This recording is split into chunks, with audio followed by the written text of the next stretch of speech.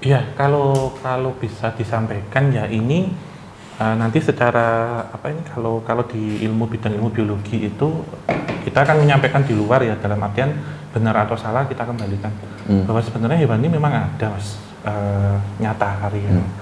Tapi Garuda yang dimaksud jika kita mengacu ke mitologi bahwasanya Garuda ini adalah wahana dari Dewa Wisnu, sehingga kan ada Garuda Wisnu Kencana. GWK. Ya, ada Garuda yang pasti ini ada satu penyebutan bahwasanya kalau Garuda sebagai wahana Dewa Wisnu itu menengoknya juga pasti harus ke kanan. Kenapa Om? Karena kanan itu sebenarnya lambang dari semua yang positif, energi, pusat dari energi. Jadi jangan sampai semuanya menghadap ke kiri, mas. Termasuk beberapa pembuatan atau pembentukan patung atau arca untuk hewan-hewan mitologi. Jadi kalau salah contohnya yang dia gagah berdiri kemudian didudukan itu juga nanti akan membawa kesialan karena tidak sesuai dengan perhitungan atau feng shui. Sehingga kalau menghadapnya yang seharusnya ke kanan dan di kiri juga nanti akan membawa sesuatu energi negatif di situ. Sebenarnya nanti bisa dicari. Di mana sih patung itu yang menghadap ke kiri gitu bisa dicari. Tapi kalau Garuda Wisnu Kencana, Garuda sendiri itu wahananya. Karena kan kalau Trimurti ya itu kan pasti memiliki kendaraan-kendaraan mas. Jadi Dewa Brahma itu dengan angsa. Terus kemudian Dewa Shiva dengan Lembu Nandi. Lembu Nandi. Jadi waktu ke Prambanan kalau kita lihat Candi Trimurti berlawanan arah, opposite-nya pasti di depannya wahana, arca wahana, karena kendaraan di situ. Ya ini sih teman-teman poin pentingnya adalah sebesar apapun sosoknya ternyata tunggangannya juga sederhana aja, nggak usah terlalu berlebihan gitu. Dewa Siwa aja naik lembu kok, kalian minta naik direct gitu. Tapi Om, kalau kita bicara tentang Garuda ini kan sebenarnya kan makhluk-makhluk yang sangat-sangat out of the box, out of the mind gitu, tidak pernah di pikiran kita, bahkan kita cari di internet pun mungkin tidak pernah ada catatannya gitu kan. Dan mungkin rekaman yang paling real yang bisa kita lihat sekarang mungkin ada di Pulau Dewata, Pulau Bali yang ada di patung Garuda Wisnu Kencana itu apakah memang sebesarnya itu atau mungkin lebih besar lagi? Lebih besar lagi mas. Iya, dan auranya itu pasti memancar ya karena sebenarnya Garuda yang menjadi wahana itu pasti satwa pilihan. Karena kalau kita lihat wajahnya ini kan perpaduan elang. Ada seperti paruhnya itu gagah seperti burung elang Raja Wali. Kemudian warnanya merah. Badannya ini badan manusia sebenarnya mas. Jadi seperti kalau kita ketemukan di candi Prambanan contohnya itu pasti nanti ada kinara dan kinari. Ya itu apa? Aku seumur hidup aku belum pernah ke Prambanan aku. Ya, nanti insya Allah kita kesana besok kalau sudah ini semati ziarah. Jadi kinara dan kinari. Jadi kinara itu burung surga. Jadi burung kahyangan. Kinara itu pria melambangkan maskulin, kinari itu perempuan melambangkan feminim gitu. Jadi ada dua mas, dan ini menjadi burung surga utusan dari nirwana untuk ke bumi. Itu kurang lebihnya ya, karena sewaktu saya ke Thailand juga melihat ini mas, kan lambangnya manusia separuh burung. Jadi kinara-kinari itu pun seperti manusia separuh burung yang menjadi pendamping-pendamping para dewa juga di sana. Dan sayap-sayapnya ini pun besar mas, termasuk seperti gabungan beberapa hewan, termasuk memiliki bulu yang indah seperti burung merak gitu. Sehingga dari sifat-sifatnya ini, keagungannya ini dipilihlah menjadi lambang negara Garuda, yaitu bumi Nusantara Indonesia ini mas gitu. Aku penasaran sebenarnya, aku nggak tahu catatan sejarah itu sebenarnya yang merumuskan simbol negara kita Garuda itu sebenarnya siapa? Apakah Bung Karno sendiri atau mungkin ada orang lain? Ada mas, ini ada. Tapi kita belum saatnya untuk membahas ini karena ini akan mencakup lingkup Nusantara. Maksudnya jelas di luar Jawa. Iya, maksudnya itu bukan hal yang sepele ya, kita maksudnya merumuskan simbol negara dan tiba-tiba tercetus Garuda gitu loh. Andai kan kalian memang ini tiba-tiba apa simbol negara kita? Garuda, itu kan nggak mungkin mungkin ya kayak gitu ya. Itu pasti ada filosofinya, tapi ya mungkin nggak akan kita bahas sekarang juga karena mungkin akan terlalu berat ya. Berarti Garuda dan naga gitu di luar dari itu adalah hewan mitologi, memang entah pada suatu masa memang beneran ada. Iya, gitu ya. beneran mas, bahkan ini menjadi tunggangan para dewa. Karena kalau kita lihat di beberapa ekspos cerita Mahabharata pun Ramayana, ini kan ada mas, contohnya Garuda. Kalau kita lihat ini, kita melihat ke Candi Prambanan lagi ya, di relief Ramayana. Kenapa Prambanan? Kenapa patokan Prambanan? Karena Kenapa nggak candi yang ini Iya. yang pernah jadi tujuh keajaiban dunia? Kenapa Prambanan? iya, karena begini Mas, kita mengacunya untuk beberapa wahana ini kita melihatnya ke Trimurti. Jadi 3 dewa di sini Trimurti. Jadi ada dewa pencipta, dewa pemelihara, dan dewa pelebur. Ada Brahma, Wisnu, dan Shiva. Di salah satu relief yang ada di Ramayana, di situ diceritakan bahwa Garuda ini menjadi juru penolong Ratu Sinta di bawah Rahwana. Ya. Di situ salah satu contohnya. Sehingga bisa kita lihat kan sifat-sifat dari Garuda ini pasti positif. Sebagai penolong, sebagai pengayom, pelindung, dan macam-macam gitu. Dan ini memang posisi dari Garuda sekarang yang menghadap ke kiri itu memang ada sangkut pautnya dengan bumi Nusantara ini sedang ada apa toh gitu. Gitu. Berarti Garuda tuh bisa dibilang berpatokannya kepada kepercayaan Hindu ya? Iya, diambilnya memang dari situ. Secara garis mitologinya ini memang nanti Sobat Javanika yang ada di Bali, ada di Jawa, ini mungkin kalau ada yang tambahan boleh ditambahkan atau bisa dikoreksi dari kita misalnya ada kesalahan. Ini kita tidak ada belajar sama sekali, jadi mengalir semua dan pembukanya memang harus Garuda dahulu. Jadi yang Garuda itu harus pertama. Sepertinya menarik ya teman-teman sebenarnya kalau kita besok studi banding ke Bali. Gimana? Setuju. Tapi kita tetap membawa budaya Jawa dan kita ini padukan dengan Bali, sepertinya akan lebih menarik. Nanti mungkin bisa sama ekspedisi alam lain Mas, sama Gus Robin juga. Oh ya, sama Gus Robin. Bisa Kita tuker, pernah ya sama nanti bisa tuker waktu ke Prambanan mungkin kita bisa ke Bali juga. Dan satu hal lagi Mas Genta, kalau kita lihat kepulauan di Nusantara ini kan kayak Garuda yang gini Mas, melebarkan sayap. Kepalanya kan di atas gini. Enggak ngemat. Ya Di kepalanya Pulau Kalimantan. Iya. Modelnya kan hampir sama secara kita ini boleh diyakini benar atau hanya cocokologi, tapi kalau kita lihat kan iya bentangan sayapnya Sangar berarti Garuda. dia sama Garuda kan? Aku baru ingat. Iya, aku baru ingat ternyata adekku namanya juga Garuda juga. Iya, adekku namanya juga Garuda juga. Gini Om, kan sebenarnya kan kita tahu ya, maksudnya kalau hewan gaib itu kan di Jawa itu kan nggak cuma satu, bahkan ada banyak. Nah mungkin nggak sih kayak ada ilmu atau mungkin ajian atau mungkin mantra tertentu yang bisa untuk memanggil dia itu ada apa? Ya pasti ada Mas, ajian atau ilmu tertentu. Tapi kita balik lagi bahwasanya untuk memanggil ini pasti ada password khususnya, yaitu mantra dan lelaku ya pasti ya. Karena sebenarnya kalau yang kita bahas yang menjadi tunggangan dari penguasa itu petinggi itu yang jelas paling tinggi Mas. Tapi di sini kan pasti ada downgrade-nya, ada anak buahnya. Nah itu yang kadang ada di beberapa batu musika, di pusaka atau di pohon besar tempat-tempat tertentu gitu. Itu banyak.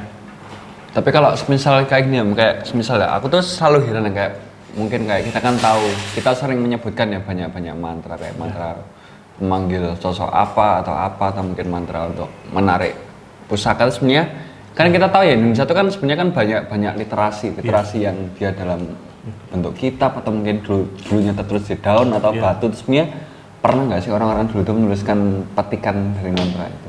Pernah ditulis. Ya. Karena itu kan sebenarnya kayak syair pujangga gitu Mas. Tulisan-tulisan baik ada yang di peripih, ada juga yang di lempengan emas atau di lontar ya, daun lontar. Tapi sebenarnya ini tulisan-tulisan waktu itu seperti puisi atau surat kabar yang ditulis di situ, termasuk cerita-cerita yang diketemukan sehingga ini menjadi bukti literatur. Sosok yang dimaksud mungkin sudah tidak ada, tetapi secara residual energi, secara korin ataupun kodenya masih ada sampai hari ini gitu. Dan kalau mungkin ini nggak banyak, ini adalah dunia undercover ya, undercover teman-teman, karena kalian mungkin nggak akan pernah membayangkan sebenarnya kitab-kitab itu ada di mana. Kitab-kitab itu sekarang sedang diburu atau enggak, itu kan sebenarnya kalian pada nggak tahu. Andai kan itu diburu kan pasti akan ada pembelajaran rahasianya lah yang termasuk tadi kita menceritakan tentang panel atau relief yang ada di monumen atau di bangunan suci candi ya. Itu juga bagian dari itu Mas sebenarnya. Ada beberapa cerita. Jadi kalau di Borobudur nih ada beberapa yang di situ ada Jataka, jadi menceritakan tentang flora dan fauna, fabel, cerita-cerita di situ ada. di relief kan ada Jataka contohnya, ada kalau nggak salah loh ini namanya Jataka kalau nggak salah itu. Tapi sebenarnya kalau orang-orang zaman dulu tuh mereka bisa mendapatkan gambaran atau pandangan itu dari mana sih? Dari ini mas, ada yang memang dari fisik, ada mereka mendapatkan dari semedi, juga melihat ini baik dengan mata lahir atau dengan trinetra atau mata ketiga yang kemudian itu digambarkan. Tapi karena waktu itu belum ada media seperti halnya kertas atau media rekam atau apa, sehingga yang mereka gambarkan itu, yang mereka lihat itu digambarkannya dalam batu, dalam relief contohnya, atau dalam lipatan atau dalam lempengan-lempengan logam, lempengan emas, lontar gitu. Jadi mereka gambarkan di situ. Ini mungkin sedikit out of topic ya, kita bahas tentang relief. Itu sebenarnya kalau relief yang ada di candi ataupun di mana itu sebenarnya relief itu terbentuk atas kemauan dari pemahat pekerjanya atau memang sudah ada dawuh dari atasannya? Iya, dua-duanya. Ada yang juga memang sudah mendapatkan dawuh seperti request, sudah mendapatkan seperti itu. Ada juga yang mereka menyumbangkan berdasarkan peristiwa-peristiwa aktual yang waktu itu terjadi. Karena kan pasti kalau kita melihat candi itu kan duluan dibangun candinya sudah jadi, baru nanti setiap tembok panelnya itu mengikuti mas. Jadi nanti ada pemuka agama yang memberkati. Kemudian seperti membatik itu, jadi ada yang mengukir, ada yang menulis seperti membuat masternya dulu, baru nanti ada pemahat. Jadi jangan sampai salah, kalau katakanlah pemahatnya udah nggak tenang, salah, mengulang berarti semua satu bangunan harus dibongkar. Berarti satu cerita ya biasanya, cerita. Dan kalau memang itu memang berdasarkan pandangan aktual sebagai pecinta teori konspirasi, silakan kalian jawab sendiri. Bagaimana ada gambar UFO di Candi Borobudur? Salah satu contohnya, karena kalau kita melihat ya, baik di Prambanan atau di Candi Borobudur, bahwasanya hewan-hewan mitologi pun disematkan di situ. Jadi ada gajah juga, kalau kita lihat ada penggambaran gajah yang dimaksud, salah satu contohnya itu adalah gajah Dwi Pangga. Gajah Dwi Pangga ini menjadi wahana itu dari Dewa Indra, mas, Dewa Cuaca, atau juga diberikan gelar menjadi dewa perang. Karena beliau gagal mengendarai gajah Dwi Pangga itu ada juga. Kemudian ada beberapa naga di situ yang dipahatkan pasti. Kemudian macam-macam, ada tentang hewan primata juga. Dan ini menjadi pengiring-pengiring raja-raja waktu itu jika mereka mau ada perang, kemudian juga mau ada prosesi-prosesi tertentu. Gitu. Sangat sih ya, imajinasi orang-orang zaman dulu tuh, aku nggak pernah kebayang mereka bisa kepikiran kayak gitu gitu loh. Dan awet sampai sekarang malah jadinya masterpiece kan, karya gitu. Bangun, seolah membuat sesuatu itu selalu ada filosofinya. Dan kalau kita lihat itu dulu ini mas, relief atau relung yang ada di candi itu colorful, berwarna. Oh ya? Iya, berwarna. Jadi dikasih warna benar dari pewarnaan alami, karena seiring berjalannya waktu hilang. Dan itu kan pasti nanti akan dilapisi dengan vajralepa atau yang warna putih-putih itu. Jadi fungsinya untuk memperkuat struktur. Terus baru diwarnani. Jadi bayangkan kayak kalau kita melihat ini ya, lukisan relief yang ada di Bali itu kan colorful. Kayak di hotel-hotel di front office-nya kan biasanya ada ukiran-ukiran yang di warna-warna tuh. Ya dulu relief tuh kayak gitu mas, colorful gitu, panel-panelnya. Karena setiap hari kan namanya warna alami kan harus di maintenance gitu aku. Bangun. Ajar lebar. Ya teman-teman, ini mungkin sebelum kita masuk ke penutup, ya kita tahu ini kita kembali lagi ke hewan gaib. Sebenarnya aku nggak tahu ya apakah manusia-manusia sekarang itu masih ada yang memelihara hewan mitologi itu atau memang ya entah itu memang karena dawuh atau turunan atau memang adanya paksaan tuh sebenarnya masih ada apa enggak, dan andaikan masih ada itu ada ini enggak sih efek atau dampaknya bagi orang itu? Iya, ada mas, sampai hari ini termasuk yang turun-temurun pasti mengikuti ya. Yang masih berdarah biru contohnya, beberapa orang yang memiliki waskita dari kakek-kakeknya pendahulu itu masih, karena tujuannya pun sama. Selain memang untuk melestarikan, juga hewan-hewan mitologi ini dipergunakan untuk menunggu suatu kawasan dari tolak bala, menolak bala atau tujuannya tertentu. Dan biasanya kalau kita lihat untuk beberapa kabupaten, kota atau provinsi pasti punya maskot hewan-hewan mitologi. Satu contohnya, dan itu pasti dipajang di depan. Itu bagian juga Mas, walaupun bentuknya arca atau patung, tapi di sini pasti ada spiritnya, ada nyawanya di situ. Nah, aku masih ingat kata-katamu di Gerbang Antar Dimensi kemarin sih, walaupun ini belum tayang minggu ini ya, tapi Om Hao sempat menyebutkan bahwa nanti akan ada masanya hewan-hewan ini akan menunjukkan dirinya lagi. Ya, itu mungkin kalau kita lihat Yeti tertangkap kamera, apakah memang sudah masa-masa mereka untuk menunjukkan wujud mereka lagi yang asli, yang selama ini tersembunyi secara rahasia kayak gitu sih teman-teman. Akan kita nanti penampakan mereka, tapi jangan diburu, punah lagi nanti. Nah ya, sifat dasar manusia itu serakah ya sebenarnya ya.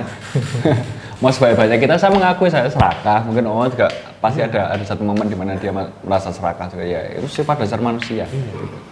Di akhir kata mungkin cukup sekian pembahasan tentang hewan mitologi yang sudah banyak di request di kolom komentar. Kita juga lupa kemarin karena apalah, editornya nyaranin dah bikin top 5 ya. Kita kan cuma ngikut aja.